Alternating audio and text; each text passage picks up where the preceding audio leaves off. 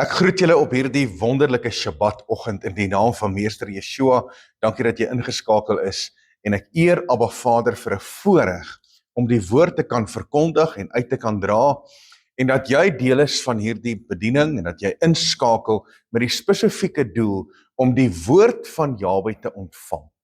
En ek wil hierdie boodskap vandag aan jou oordra sodat jy bewus kan wees van wat die vyand doen, waarmee die vyand besig is en die demoniese aanvalle wat op ons lewe is.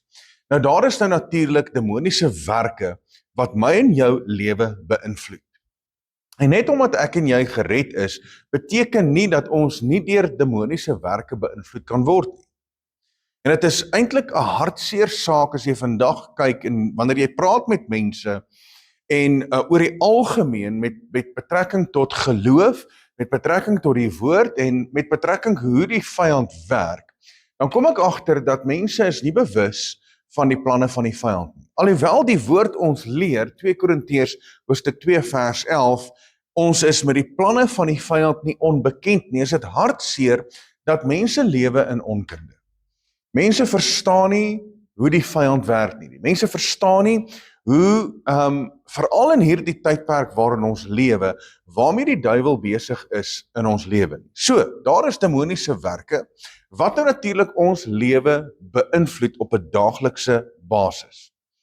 En dit word net erger en groter en sterker soos wat die tyd aangaan, want ons weet dit, ons lewe in die laaste dae. Ons lewe in die laaste dae, ons kom al hoe nader om dit wat in die woord opgeteken is met betrekking tot die laaste dae, om dit in vervulling te sien en te sien hoe die profetiese woord tot vervulling kom met betrekking tot die eindtyd. So ons is bewus daarvan, ons lewe in die laaste dae, ons gaan dinge sien en ervaar en beleef baie binnekort in die nabye toekoms wat ons nooit gedink het ons in ons leeftyd gaan ervaar en beleef nie. So, en as gevolg van hierdie demoniese werke wat toeneem, is die woord eintlik besig om voor ons uit te speel. Want die woord sê in Openbaring hoofstuk 12 vers 12, dis nou die B-gedeelte, praat hy van die feit dat die duiwel het na ons toe neergedaal met groot woede, omdat hy weet dat hy min tyd het. So, die vyand weet hy het min tyd. Maar wat hartseer is dat soveel gelowiges is in die slaap. Soveel gelowiges is nie bewus van die tekens van die tyd en bewus van wat om ons gebeur nie. So, wat is die demoniese werke wat ons beïnvloed en hoe kan ek hierdie demoniese werke nou natuurlik teestaan? Jy sê, want daar is 'n groot aanslag van die vyand en hierdie aanslag is groter as ooit van tevore. En so kom die woord sê in 1 Petrus hoofstuk 5 vers 8, wees nigter en waaksaam. Wees nigter en waaksaam. Met ander woorde, ons oë moet nou oop wees, mense. Ons moet nigter wees van gees. Met ander woorde, ons moet attent wees op dit wat gebeur, wat in die geestesriem aangaan. Ons moet waaksaam wees teen die werke van die vyand. En ek dink as ons net vir 'n oomblik, as ons net vir 'n oomblik moet sien wat in die geestesriem aangaan, kan jy indink as Vader net vir 'n oomblik die gordyn net so 'n bietjie wegvat. Tussen hierdie riem en die geestesriem gaan ek en jy skrik, ons gaan op ons aangesig neerval en ons gaan die lewende God aanbid soos nog nooit van tevore nie. As hy net vir 'n oomblik net daai gordyn moet wegtrek sodat ons kan sien wat werklik waar gebeur. En ons weet nou natuurlik dat in hierdie tyd waarin ons lewe is daar 'n aanslag op ons lewe. Wees nigter, wees waaksaam, want julle teestander, die duiwel loop rond soos 'n brullende leeu en hy soek wie hy kan verslind. Nou luister nou baie mooi. Ek en jy het nie nodig om bang te wees en verskrik te wees nie, want groter is hy wat in ons is as hy wat in die wêreld is. Dis 'n uitgemaakte saak, mense. Die duiwel loop rond soos 'n brullende leeu. Hy is nie 'n brullende leeu nie. Ek ken een brullende leeu en dis die leeu uit die stam van Juda. Halleluja. En mag hy brul oor jou lewe, oor jou gees, siel en liggaam en dat jy in autoriteit en gesag en in heerskappy kan funksioneer. So, nou wil ek met jou gesels oor die demoniese werke wat ons lewe beïnvloed. Die demoniese werke wat ons nou natuurlik as mens affekteer in ons wandel, in ons geestelike lewe, in ons sielsdimensie en ook in ons liggaam. So daar is 4 vlakke van demoniese aktiwiteite. 4 vlakke. Nou luister gou baie mooi. Ek gaan hierdie hanteer want dis die demoniese werke wat ons beïnvloed op 'n daaglikse basis. So die 4 vlakke van demoniese aktiwiteite, nommer 1 is versoeking. Dis nog steeds die mees algehele vorm wat van demoniese invloed op die mens is versoeking. En hoekom is daar versoeking in ons lewe en hoekom kom die vyand na ons toe met versoeking? Hoekom is dit die mees algehele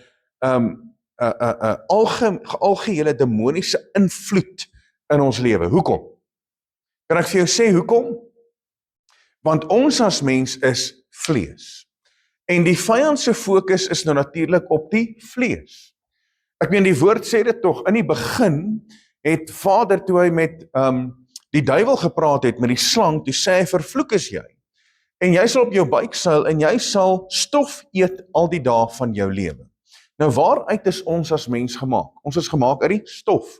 Ons sê dit by elke begrafnis, stof is ons en tot stof sal ons terugkeer. So as die vyand moet stof eet al die dae van sy lewe, waarop is die vyand se fokus? Sy fokus is nou natuurlik op die stof. Dis my vlees. Sy fokus is daarop om my vleeslike begeertes te beïnvloed en dat ek daarin sal val in sonde en ongeregtigheid in die vlees. En as jy gaan lees Matteus hoofstuk 4 vers 1 tot 11, as jy daar gaan lees, dan sal jy sien dit verduidelik die versoeking van Yeshua en die duiwel se strategie en wat hy gedoen het. En onthou een ding dat Yeshua is vir 40 dae is hy in die woestyn. Hy is besig om te vas vir 40 dae. En toe kom die vyand by hom en die duiwel versoek hom en sê, as u die seun van Elohim is, sê vir daai klip hy moet in brood verander. So waarop was sy fokus? Op die vlees. Sy fokus was op die vlees. Alhoewel dit ook die identiteit van Yeshua aangespreek het, was sy fokus op die vlees.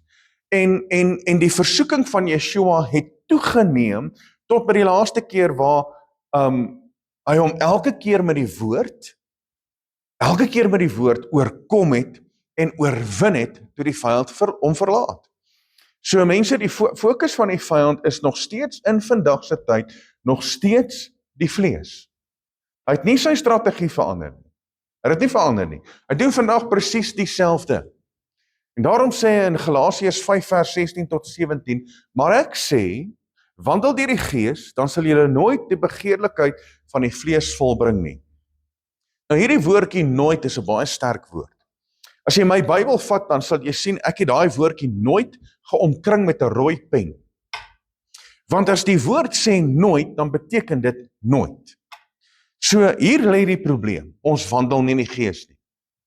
Want ons val baie keer in die versoeking en die vlees beïnvloed ons, die demoniese werke kom beïnvloed ons vlees en ons val in sonde en ongeregtigheid, nie omdat ons swak is nie, nie omdat hy nou ons geestelike lewe kom beïnvloed nie, omdat ons vlees nie in lyn is nie.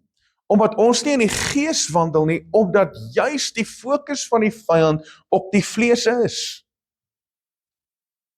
As jy wandel deur die gees en jy sal nooit die begeerlikhede van die vlees volbring nie, want die vlees begeer teen die gees en die gees teen die vlees, en hulle staan teenoor mekaar sodat julle nie kan doen wat julle wil nie.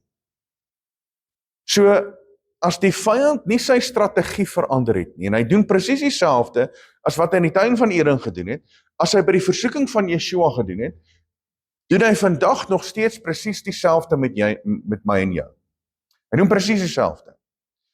So Yeshua waarsku ons uit sy woord uit. Hy waarsku ons in Matteus hoofstuk 24 vers 41 en hy sê, waak en bid. Waak en bid, dat julle nie in versoeking kom nie. Die gees is wel gewillig, met ander woorde, my gees kan baie dinge hanteer en kan weerstand bied, maar die vlees is swak. So dit hang nou natuurlik af wat ek voed in my lewe. So hoe meer ek die vlees voed, hoe meer gaan die vyand daarop kan fokus. En hoe meer ek my gees voed, hoe minder kan die vyand fokus op die vlees, want dan beteken dit ek wandel in die gees. En nou kom die woord in Romeine hoofstuk 13 vers 14, en hy gee vir ons wat ons as mens moet doen. En hy sê, beklee julle met meester Yeshua die Messias, en maak geen voorsorg vir die vlees om sy begeerlikhede te bevredig. In ander woorde, my fokus as gelowige moet altyd wees op die gees, moet altyd wees om my te beklee met Yeshua, om altyd in 'n verhouding te wees, in verbond, besig met sy woord, besig in gebed, en dat die koneksie altyd behoue sal bly. So, dis 'n baie belangrike aspek, dat ek en jy nooit sal voorsorg maak, of sal toelaat dat die vlees sal voorloop in ons lewe, dat die vlees beheer vat in ons lewe, waar die gees agter is en die vlees voorloop en ons funksioneer uit ons emosies, ons funksioneer uit ons begeertes, ons funksioneer uit 'n area waar die vyand so maklik ons kan beïnvloed. So, hoekom gee ons as mens in vir die versoeking? Hoekom? As die versoeking na ons kant toe kom, en dis 'n fokus, dis 'n area van fokus van die vyand, hoekom gee ons in vir die versoeking? Jakobus 1 vers 13 tot 15 kom gee dit vir ons so mooi, hy sê, laat niemand as hy in versoeking kom, sê, ek word deur Elohim versoek nie. Want Elohim kan deur die kwaad nie versoek word nie, en self versoek hy niemand nie, maar elkeen word versoek as hy deur sy eie begeerlikheid weggesleep en verlok word. So, daar kom die probleem in. Ons eie begeerte en ons eie begeerlikheid wat in ons is, verlok ons word weggesleep daarin, en die oomblik wanneer hierdie begeerte, as ons dit ontvang, hier sê die woord, daarna as die begeerlikheid ontvang het, baar dit sonde, en as dit die sonde tot volle ontwikkeling gekom het, bring dit die dood voort. Want die woord verklaar dit, dat die loon van die sonde is die dood, maar die genadegawe van Elohim is die ewige lewe. So, ek kan nie toelaat dat my lewe vol is van die vleeslike begeertes, en ek daarop fokus op 'n daaglikse basis nie. Wat as ek daarop fokus, mense, waarop dink jy gaan die vyand my aanval? Hy gaan jou net aanval in die swak plekke van jou vlees. So wat moet ek as mens doen? Wat moet ek doen? Hoe moet ek hierdie teestaan? Kyk wat sê die woord, en die woord gee altyd vir ons die antwoord in terme van dit. So onthou, hierdie is demoniese werke, dis demoniese aanvalle, en ja, dit klink eenvoudig, as ek net sê, maar dis versoeking. Nee, dis baie groter as dit, want die versoeking is 'n demoniese werk wat my en jou beïnvloed. Want die oomblik wanneer ek val in die versoeking, is daar negatiewe resultate. So, wat moet ek as mens doen? 1 Korintiërs 10 vers 13. Geen versoeking het julle aangegryp, behalwe 'n menslike. Wat beteken dit? Dat daar's geen versoeking wat na my kant toe kom, wat nie uit 'n menslike begeerte bestaan nie. Geen versoeking nie. So alles is op 'n menslike vlak. Alles wat die vyand my mee aanval in terme van versoeking, is op 'n menslike vlak. So dit gaan oor die vlees, dit gaan oor my menslike begeertes. En nou sê hy, maar Elohim is getrou, wat nie sal toelaat dat julle bo julle kragte versoek word nie. So met elke versoeking wat na my kant toe kom, gaan dit nooit, al kom die vyand en hy fokus op my swak punt, het ek dit nog steeds in my om daai versoeking te weerstaan en om dit te oorkom en om oorwinning te behaal oor dit. Want die lewende God is getrou, as hy dit sê in sy woord, dan glo ek dit, en ek en jy moet dit snap, ons moet dit besef, En ons moet met elke versoeking wat na ons kant toe kom, moet ons hierdie kan verklaar om te sê, hierdie is nie bo my kragte nie. Ek kan dit oorkom in die naam van Meester Yeshua, deur sy woord en deur die bloed van die lam. So hy sal nie toelaat dat julle bo julle kragte versoek word nie, maar hy sal saam met die versoeking ook die uitkoms gee, sodat julle dit kan verdra. Hier is die probleem, ons vat nie altyd die uitkoms nie. Ons vergryp ons eerder in die versoeking as wat ons die uitkoms daarvan soek, as wat ons die uitkoms daarvan aangryp, as wat ons die oorwinning wil behaal, want dit is ons baie maklik om te val in die versoeking en dan later sal ons maar net bely. Nee, ek en jy moet die gees hê van 'n Josef, dat nog voor die versoeking enigsins in ons vlees of enige aspek wil manifesteer, dan hardloop ons en ons vlug vir elke versoeking wat na ons kant toe kom. So dis punt nommer 1. Die nommer 2, die tweede demoniese aktiwiteit en demoniese werk wat my lewe beïnvloed is misleiding. Is misleiding. Demoniese invloed in ideologie, geloof en wêreldsiening wat mense mislei en beheer. Dis misleiding. So hierdie is 'n baie gevaarlik en kan lei tot drastiese gevolge vir die individu as ook vir groepe mense. Maar hierdie moet ons nou besef. Hierdie is nie net, misleiding vind nie net plaas in die kerkewêreld. Dit vind nie net plaas op sosiale media waar mense die woord verkondig met 'n verdraaiing nie. Dit vind nie net plaas in gemeentes nie. Dit vind plaas op alle aspekte van hierdie lewe. So hier kom 'n groot waarskuwing.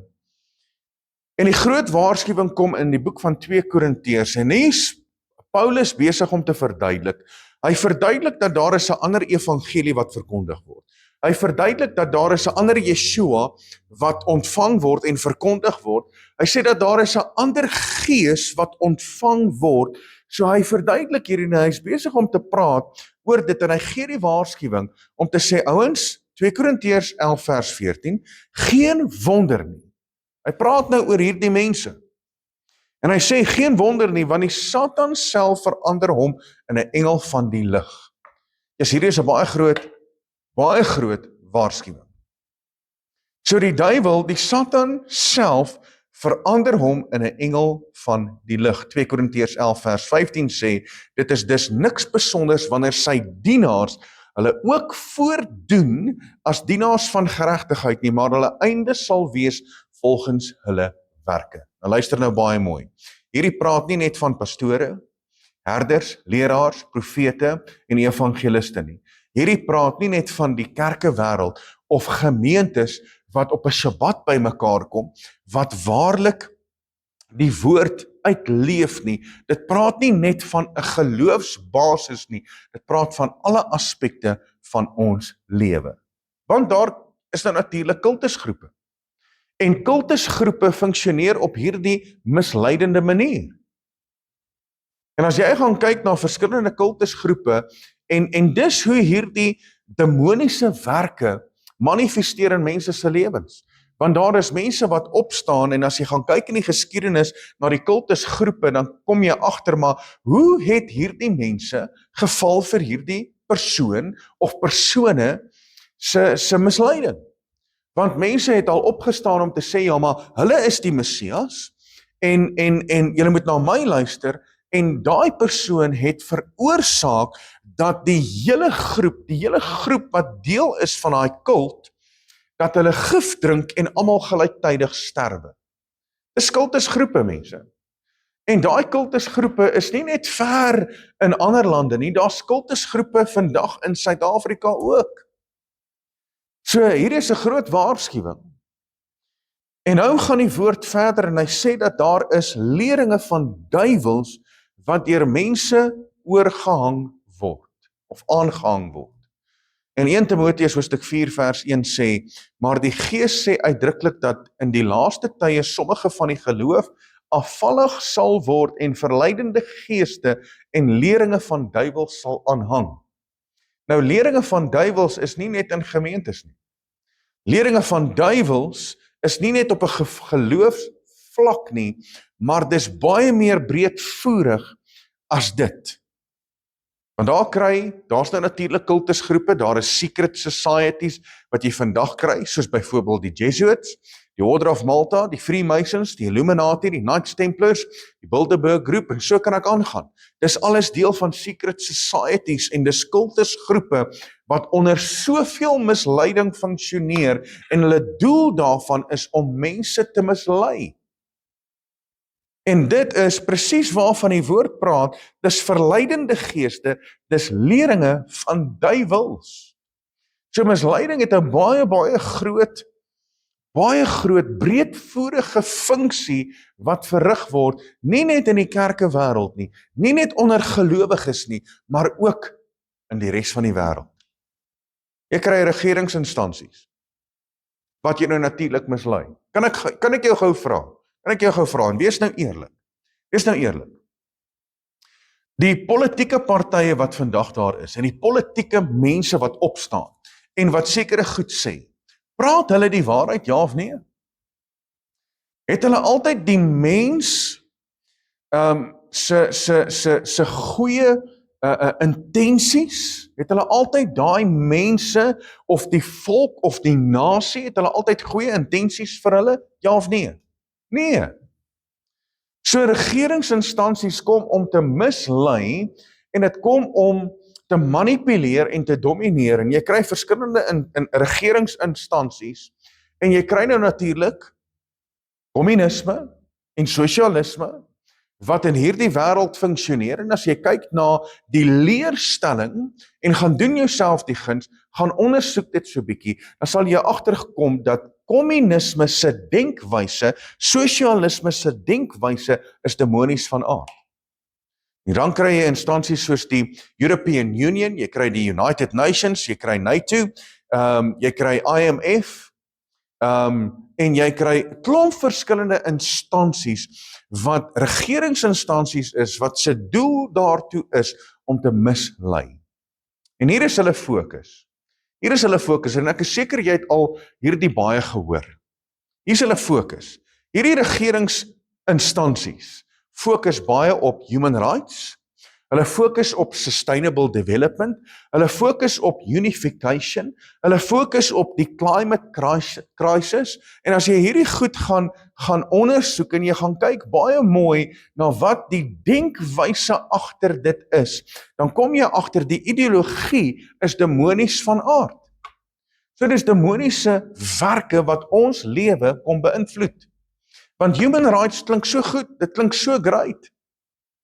Dit klink absoluut amazing, maar eintlik bevoordeel human rights net 'n sekere groep. So human rights klink so mooi, maar dit is 'n demoniese ideologie. Sustainable development is 'n demoniese ideologie, want dis besigheid wat in gemeenskap staan, of in partnership staan met die government, met regering, en alles ten bate tot die gemeenskap of tot mense, maar wie betaal daarvoor? Die mense. Die mense, want dis 'n absolute kommunistiese sosialisme denkwyse.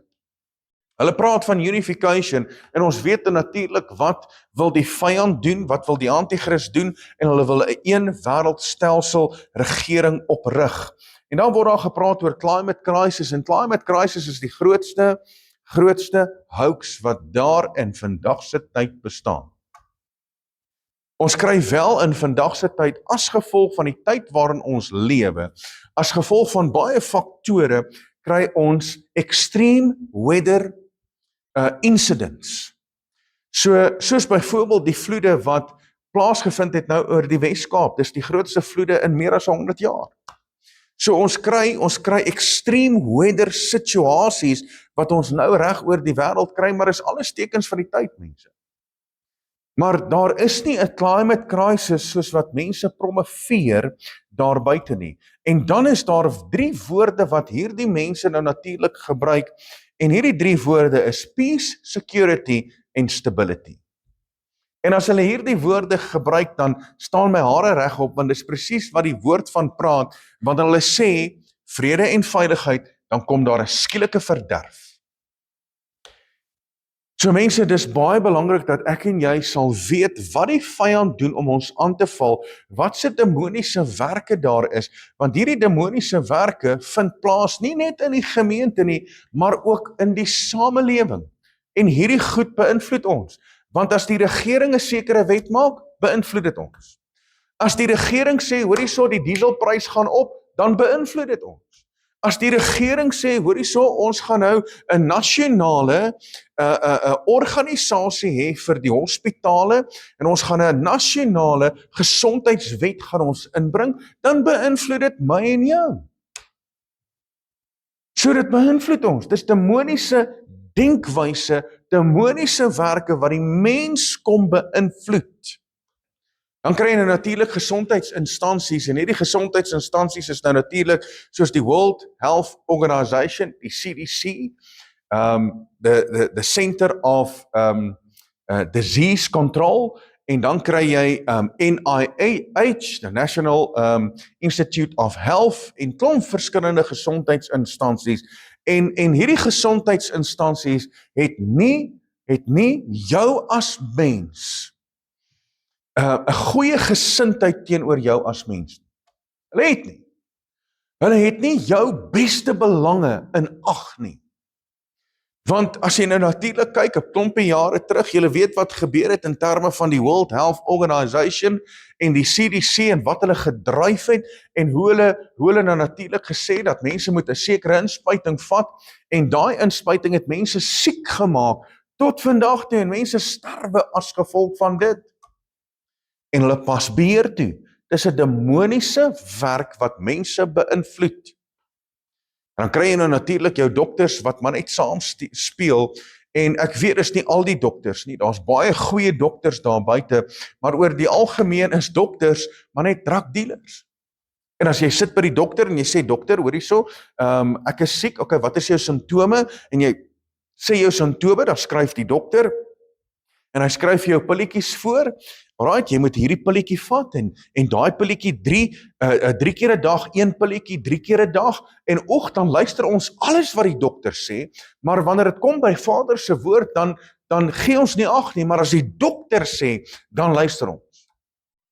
En die dokter skryf vir jou hartpilletjie voor, of hy skryf vir jou bloeddrukpilletjie voor, of hy skryf vir jou 'n pilletjie voor vir stres, of wat ook al, en dan word ons as mens chemies beheer, in steede daarvan dat ons geesbeheer word.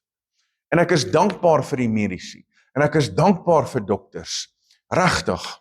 En Vader gebruik baie van hulle. Maar vir my algehele gesondheid, vertrou ek Vader, en ek vertrou Vader se woord. As dit kom by, ek het 'n been gebreek, of ek het wonde, of wat ook al, dan sal ek gaan na 'n dokter toe, maar vir my algehele gesondheid, vertrou ek nie 'n dokter nie.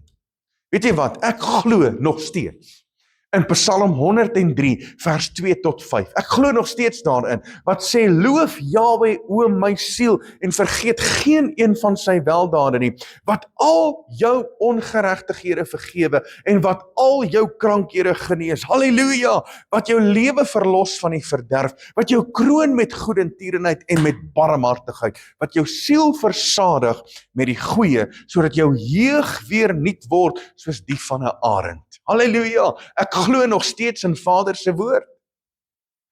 So mense, ons moet versigtig wees. En maak seker dat wanneer jy by 'n dokter kom, dan vra jy hom, so wat doen hierdie? Waarvoor is dit? Wat se neeweffek het dit vir my niere? Wat se effek het dit op my liggaam? Wat doen dit? Wat is die neeweffekte daarvan? Ek wil weet, dokter, want dis my liggaam. En my liggaam behoort aan die lewende God. Dis 'n tempel. En nou kom dit by die sosiale wêreldsiening en denkwyse. Dis alles demoniese werke wat ons lewe beïnvloed, mense.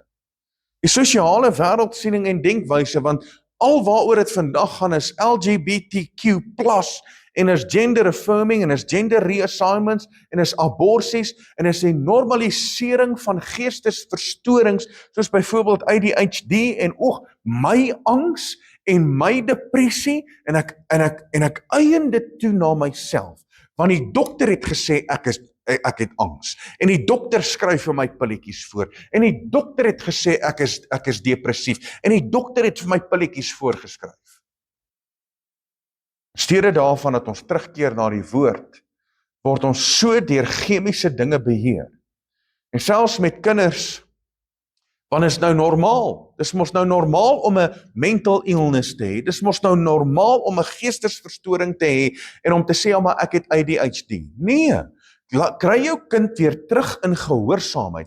Laat die ouers weer optree soos ouers en die kinders weer funksioneer soos kinders. Kry die telefoon en die tablet van jou kind al weg en gee vir hom 'n boek in sy hand en kry dat daar weer 'n fokus kom. Vat hom weg van die televisie af, vat hom weg van stimulering af, wat hom onnodiglik in sy brein stimuleer en daai goed veroorsaak ADHD. Laat die kind gaan buite speel, laat hy 'n bal skop of wat ook al. Maar kinders moet reg groot gemaak word op die regte wyse. Want is net te maklik om dit te blameer op ADHD en dan word die kindertjies pilletjies gevoer op 'n klein ouderdom en dan raak hy verslaaf daarin. Hy raak afhanklik van 'n klein ouderdom af en dan kom jy agter op die ouderdom van 14, 15, 16, 17 jaar oud dat my kind se lewe val uitmekaar uit. Ouens, ons moet weer terugkeer na Vader se woord. Ons kan nie toelaat dat die sosiale wêreld ons siening en ons denkwyse beïnvloed nie, want dit is demonies van aard. Want jy sien, as ek mos nou identifiseer soos iets, en iemand, ek is gebore 'n man en nou identifiseer ek as 'n vrou, dan moet jy my mos nou so adresseer. En ek het mos nou menslike regte. Maar ek is baie jammer. Hier by hierdie gemeente, en as jy deel vorm van ons in ons bediening in ons gemeente, en as jy my ken, sal jy weet, daar's nie 'n manier wat ek ooit 'n man en 'n man sal trou nie, of 'n vrou en 'n vrou sal trou nie. Ek sal sonde noem by die naam, en ek sal dit adresseer, en ek sal sê, maar dis demoniese werke wat besig is om te manifesteer, want dis wat dit is. En ons kan nie dit maar net aanvaar as 'n sosiale wêreldsiening en denkwyse nie. Nee, ons moet daarteen veg, mense. Ons moet daarteen veg. En dit is hartseer om te sien wat aangaan vandag in die sosiale wêreld. En dan is daar okkultiese gebruike en geloof wat so maklik by mense se lewens aanwesig is. So maklik. Mense aanvaar dinge so maklik. En selfs gelowiges aanvaar dinge so maklik. Want jy sien, ek koop mos vir my kind 'n Harry Potter boek en hulle kyk Avatar movies en hulle kyk allerhande klomp goed. En dis soveel dinge wat hulle lewe kom beïnvloed. Want dis entertainment, dis wêreldse musiek, dis horror movies en is al hierdie goed en ons is maar net okay daarmee. Maar is 'n kultiese gebruike wat ons lewe kom inbeweeg en dan wonder ons maar hoekom val ons lewe uitmekaar uit? Hoekom skree my kind 2:00 in die môre, 12:00 in die nag, hoekom skree my kind? Hoekom het my kind nagmerries? Want hy vul sy lewe met verkeerde dinge. Dan is daar gemeentes wat hulle natuurlik oopmaak vir yoga klasse in gemeentes. Dis yoga, dis sekere martial arts wat jy sekere rituele doen vir 'n sensei, dis crystals, dis angel numbers, dis tarotkaarte, dis acupuncture, dis sekere massage gebruike wat nou natuurlik jou lewe oopmaak vir demoniese gebruike. En is demoniese aanvalle wat ons lewe kom beïnvloed. Sjoe, dis hartseer om te sien dat daar soveel misleiding inkom en mense word mislei deur hierdie dinge. Hulle word mislei deur die media. Hulle word mislei deur baie dinge in hulle lewe en dan sê mense, ag, dis maar net 'n bietjie entertainment. Nee. Wat jy ook al jou gees oopmaak voor, gaan in jou lewe gedeponeer word en dit gaan jou geestelike lewe kom beïnvloed. Kan dit nie toelaat nie. Bring my met die derde demoniese aktiwiteit en hoe die vyand funksioneer en dis demoniese onderdrukking. Demoniese onderdrukking. Demoniese onderdrukking is nou natuurlik baie ekstreme demoniese aanvalle en onderdrukking, fisies, emosioneel en geestelik op jou lewe. So, hy kom in die vorm van fisiese en geestelike moegheid. Fisiese en geestelike moegheid. So uitputting beïnvloed ons as mens om ten volle weerstand te bied teen die versoekings van die vyand, en wanneer hy jou kan uitput, is jy weerloos. Dis hoekom Yeshua gesê het in Matteus 11 vers 28, kom na my toe, almal wat vermoeid en belas is, en ek sal julle rus gee. En ouens, dis hoekom die Shabbat so belangrik is. Want ons werk en ons is so besig, ons is soos 'n Martha. Martha, jy's so besig, maar kies eerder net om by die voete van Yeshua te wees. Ons is so besig met hierdie wêreld, en ek verstaan dit, ons moet 'n lewe maak. Ons moet 'n toekoms bou vir ons kinders, ek verstaan dit. Maar ons raak so besig met soveel dinge, en ons kom nie tot ruste toe nie, en daarom is die Shabbat vir Vader so belangrik. Want ons kom tot ruste.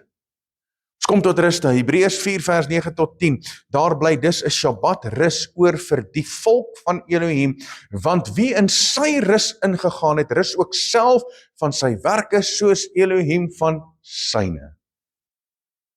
Ek meen, as Vader na 6 dae van skepping gerus het, wie is ons as mens om te sê, nee wat, ek het dit nie nodig. Nee. Ons moet rus, en ons moet werklik waar in Vader se rus in beweeg. Die Shabbat is vir Vader nog steeds belangrik, mense. Jesaja 40 vers 29 tot 31 sê, hy gee die vermoeienis krag en vermenigvuldig sterkte vir die wat geen kragte het nie. Die jonges word moeg en mat, en die jong manne struikel selfs, maar die wat op Jahwe wag, kry nuwe krag. En ek verklaar dit vandag oor jou lewe, dat jy vandag nuwe krag sal kry, dat jy sal opvaar met die vleuels soos arende, hulle hardloop en word nie moeg nie, hulle wandel en word nie mat nie. Dan kry jy nou natuurlik, as gevolg van demoniese onderdrukking, is daar gevoelens van moedeloosheid en verlatenheid. Gevoelens van moedeloosheid en verlatenheid, en jy voel jy sukkel, daar's geen vrede nie, daar's teleurstellings in jou lewe, die lewe voel soos 'n las, en jy het 'n gevoel van hopeloosheid. Dan moet jy weet, daar's 'n demoniese onderdrukking op jou lewe. En hier kom 'n skrifgedeelte wat ons altyd moet onthou. Merk hierdie in jou Bybel en kwoteer dit, want ons almal gaan baie keer deur moeilike dinge en deur omstandighede in ons lewe. Luister wat sê die woord, 2 Korintiërs 4 vers 8 tot 9. In alles word ons verdruk, maar ons is nie te neergedruk nie. Ons is verleë, maar ons is nie radeloos nie. Vervolg, maar nie verlate nie. Neergewerp, maar nie vernietig nie. So die verdruk, dis 'n aksie wat na ons kant toe kom. Maar wat moet ons resultaat wees? Die resultaat moet wees, ek is nie te neergedruk nie. Ek is verleë, dis die aksie wat na my kant toe kom. Wat moet die resultaat wees? Ek is nie radeloos nie. Hoekom nie? Want ek het altyd die woord by my. Ek het altyd sy gees in my. Ek word vervolg. Dis weer eens die aksie wat na my kant toe kom. Wat moet die resultaat wees? Ek is nie verlate nie. En dan die laaste ene, ek is neergewerp, en dit gebeur partykeer. Daarom sê die woord sê dit in die boek van Psalm, dat 7 maal, die boek van Spreuke, 7 maal struikel die goddelose, 7 maal val hy, maar hy staan weer op. Hy staan weer op, so ek is neergewerp. Dit is die aksie in my lewe, maar ek is nie vernietig nie, dis die resultaat. Dis die resultaat. En dan kom daar demoniese werke wat natuurlik bekommernis, angs, stres en vrees veroorsaak in my lewe. En ons as mens word belaai deur die sorge van hierdie lewe, en hoe meer bekommernis en hoe meer angs die vyand op ons lewe plaas, hoe meer suksesvol is hy. Want bekommernis en angs veroorsaak op die ou einde vrees, en dan uit vrees uit maak ons swak besluite wat ons baie keer negatief beïnvloed. En so kom sê 1 Petrus 5 vers 7, werp al julle bekommernisse op hom, want hy sorg vir julle. Halleluja, werp al jou bekommernis op hom, want hy sorg vir julle. En ouens, ek weet, hierdie is nie maklik nie. Dis nie maklik nie. En hier kom 'n skrifgedeelte wat ek gou vir jou, met jou wil deel. En luister gou wat sê hierdie woord. Hierdie moet jy merk in jou Bybel. En vandag moet jy hierdie gedeelte snap. Hy sê in Filippense 4 vers 6 tot 7, hy sê, wees oor niks besorg nie. Dis baie keer moeilik. Dis baie keer baie moeilik. Wees oor niks besorg nie. Dis baie makliker gesê as gedoen, hè? Maar hierdie is 'n opdrag uit Vader se woord uit, wat hy met ons kom praat om te sê, my kind, wees oor niks besorg nie. Okay, maar Vader, wat moet ek dan doen? Nou sê hy, maar laat julle begeertes, hierdie hartsbegeertes, jou versoeke, jou gebede, dit wat jy nodig het, laat alles deur gebed en smeking met danksegging bekend word by Elohim. Alright, stop gou daar, net vir 'n oomblik. So, nou sê die woord, ek moenie besorg wees nie. Okay, so nou is ek nie besorg nie, ek is nie bekommerd oor die dag van môre nie, ek het 'n situasie in my lewe, ek het omstandighede, nou begin ek bid. Is my omstandighede en dit waarvoor ek bid, is dit onmiddellik opgelos, ja of nee? Hy kan dit doen, maar baie keer is dit nie onmiddellik opgelos nie. Okay, nou maar hoekom moet ek dan bid? Hoekom bid ek? Hier kom die antwoord, vers 7. Hy sê, en die vrede van Elohim, wat alle verstand te bowe gaan, sal julle harte en julle sinne bewaar in Messia Yeshua. Halleluja. Halleluja. So dis die rede hoekom ek bid, mense. Dis die rede hoekom ek bid. Al is daar omstandighede in my lewe, en hier kom die opdrag, hy sê, wees oor niks besorg nie. Hoekom nie? Want nou moet ek begin bid oor hierdie goed. En wat gebeur as ek gebid het? Nou het ek vrede. Ek het die vrede van Elohim in my lewe. En dit bewaar my hart en my sinne.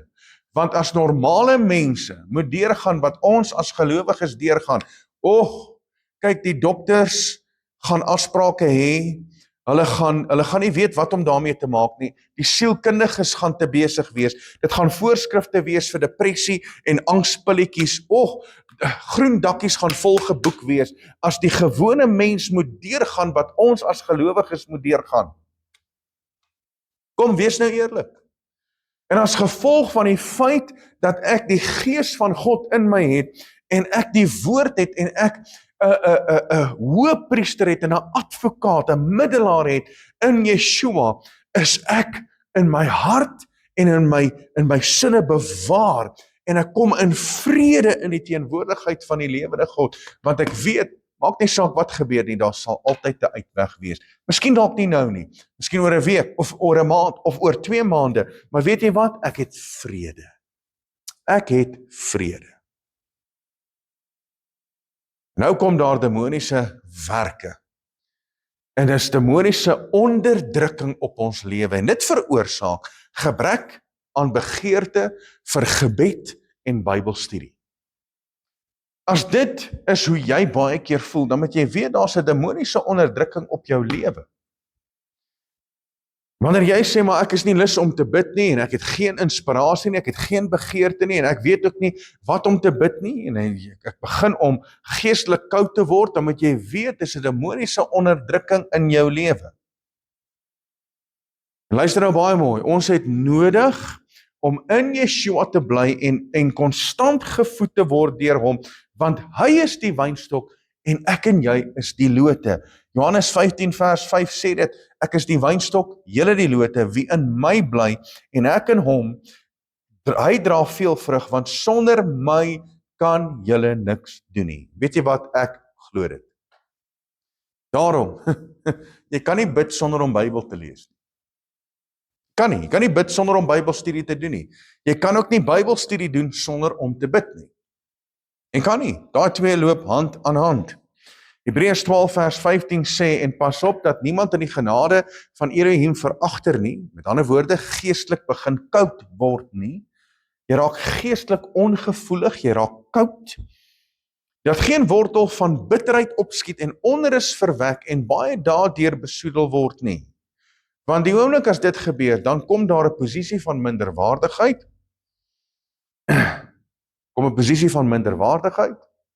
Want jy sien, En sien, ek raak nou geestelik koud, en ek hou ander mense dop, en ek kyk na ander mense, en nou word ek minderwaardig, want ek is nie op dieselfde geestelike vlak as ander mense.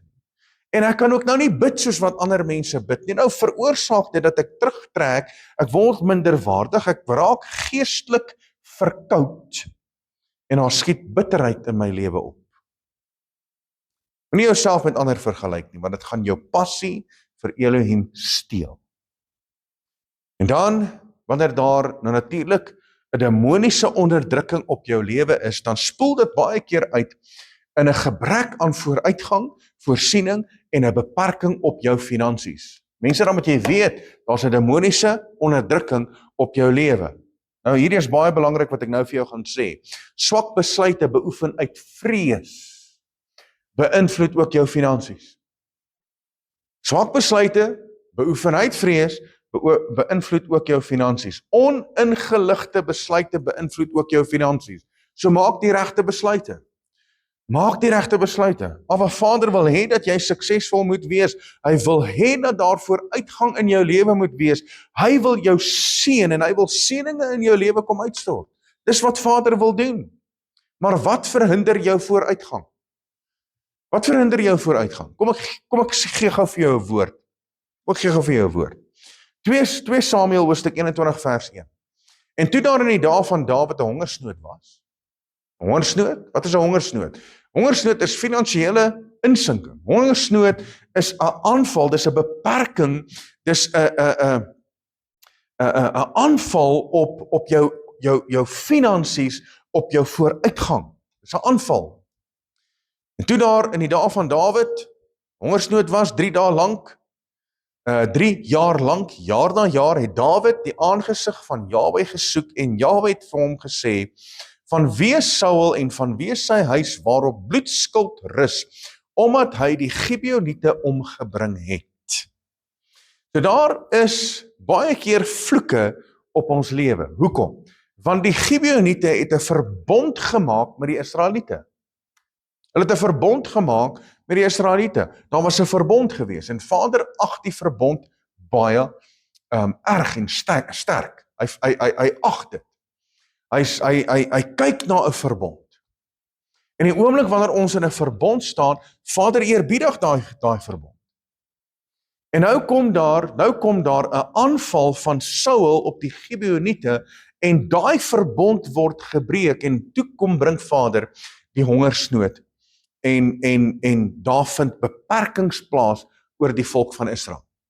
So daar kan baie keer vloeke wees op jou finansies, verbonde wat gebreek word kan bindings veroorsaak op ons lewe, direkte demoniese aanslag op jou finansies om jou te vernietig. Die woord verklaar in Jeremia 29 vers 11. Hy sê, want ek weet watter gedagtes ek aangaan julle koester, spreek Jahwe, gedagtes van vrede en nie van onheil nie, om julle 'n hoopvolle toekoms te gee. En die oomblik wanneer hierdie dinge plaasvind, en daar kom vloeke op ons lewe, en daar kom finansiële beperkings op ons lewe, dan word ons gedagtes aangeval. Daar is verskeie aanvalle op 'n mens se gedagtes. En daai aanvalle is om terug te keer na ons vorige lewenswandel, om gedagtes van welis te hê, gedagtes van wraak en haat. En daai gedagtes beïnvloed ons in ons lewe en daarom sê die woord in die boek van 2 Korintiërs hoofstuk 10 vanaf vers 3 tot 5, ons moet die gedagtes gevange neem. Dis my en jou se verantwoordelikheid.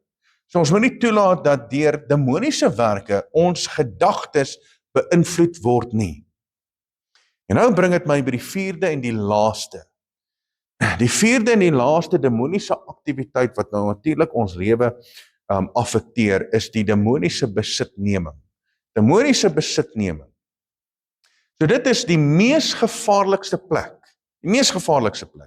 waar die mens sonder of onder die totale beïnvloed en beheer van 'n interne demoniese entiteit is.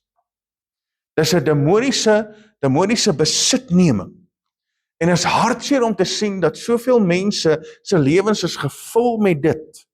En ek wil net vinnig gou hierdeur hardloop, want hierdie is eintlik 'n teaching by homself wat ek op 'n ander stadium vir jou gaan bring, maar daar is demoniese besitneming wat so maklik in 'n mens se lewe kan plaasvind. En dit vind plaas deur die doof en stom gees. Gees van krankheid, gees van welis, gees van Jezebel, gees van Lilith, incubus en succubus gees, dis 'n natuurlike geestelike eggenoot, gees van dood, familiêre gees van vrees en die gees van armoede. En ek wil vandag hierdie dinge oor jou lewe kom breek. So daar is 4 vlakke van demoniese aktiwiteite wat in ons lewe kan manifesteer, wat ons lewe kom beïnvloed. En hierdie 4 demoniese vlakke moet ek en jy ken, ons moet bewus wees daarvan, en ons moet seker maak dat alles word gebreek in ons lewe, sodat ons sukses sal behaal teen versoeking, dat ons nie mislei sal word nie, dat daar nie demoniese onderdrukking ons lewe sal beïnvloed nie, en indien daar demoniese besitneming in ons lewe is, dat ons dit sal uitkry, en dat elke demoniese werk in ons lewe vernietig sal word, sodat ons kan lewe en triomfeer as meer as oorwinnaars. En daarom wil ek vandag verklaar oor jou lewe, Jesaja 11 vers 2. Ek wil verklaar dat die gees van Jahwe oor jou lewe sal wees. Ek wil verklaar dat daar 'n gees van wysheid in jou lewe sal manifesteer, 'n gees van verstand, 'n gees van raad, 'n gees van sterkte, 'n gees van kennis, en dat die gees van die vrees van Jahwe in jou lewe sal wees, sodat hy vereer en verheerlik kan word. Maar ek wil hê dat net daar waar jy is, by jou huis of waar ook al, dat jy nou saam met my in gebed sal inbeweeg.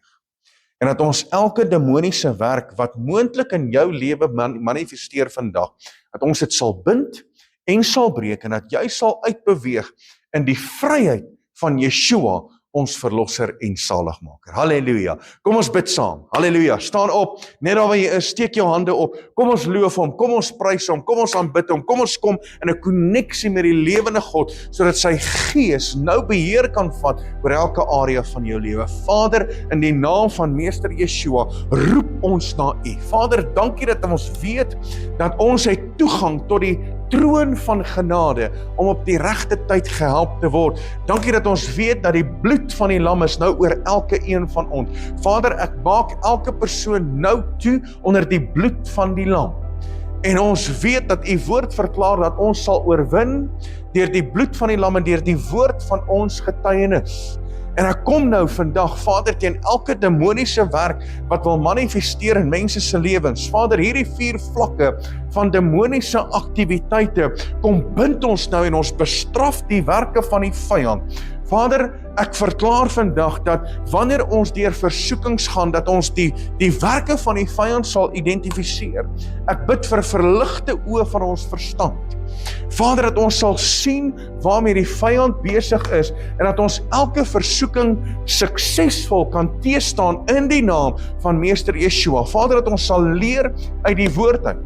Soos wat Yeshua gedoen het om te sê, Satan, daar staan geskrywe, dat ons dit sal verklaar met elke versoeking wat na ons kant toe kom, sodat ons kan triomfeer as meer as oorwinnaars.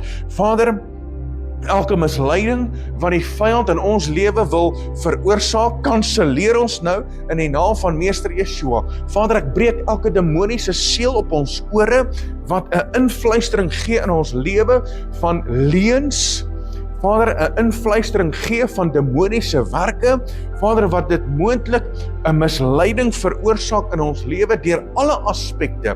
Vader, deur sosiale media, deur die sosiale lewe, Vader, deur ons gedagtes, deur gemeentes, deur manne wat op 'n platform staan om die woord te verkondig. Ek breek en ek bind vandag alle misleiding, Vader, op alle vlakke, geestelik, Vader, op wêreldsvlakke, sosiale vlakke, breek ek elke demoniese werk van misleiding in mense se lewens in die naam van Meester Yeshua. Vader, en ek verklaar dat ons gees oop sal wees vir die waarheid. Dat ons ore gespits sal wees, Vader, vir die leuen wat die vyand wil uitstrooi, en dat ons nie vir die leuen sal val nie, maar dat ons sal staan vir die waarheid. Vader, ek bind en breek elke demoniese onderdrukking vandag in die naam van Meester Yeshua. Vader, dat geen demoniese onderdrukking ons verder sal beïnvloed nie. Vader, dat ons sal sterk staan in die gees, dat ons sal sterk staan in ons liggaam, dat ons sal sterk staan, Vader, in ons sielsdimensie, en dat geen demoniese onderdrukking ons sal affekteer nie. Vader, daarom kom ek ook nou teen elke demoniese besitneming in mense se lewens, en ek kanselleer die doof en stom gees in Yeshua se heilige naam. Ek bind die gees van krankheid nou oor mense se lewens, en ek verklaar genesing in Yeshua se heilige naam. Vader, ons kanselleer die gees van welis oor mense se lewens, en ek bid, Vader, dat die gees van Jezebel nou gebind sal word, dat die gees van Lilith se werke gebind sal word, dat die incubus en succubus gees, wat 'n geestelike eggenoot is, dat dit nou gebreek sal word oor mense se lewens, en dat ons in vryheid sal wandel in Yeshua se heilige naam. Elke gees van dood word nou gekanselleer. Elke familiêre gees word gekanselleer in die naam van Meester Yeshua.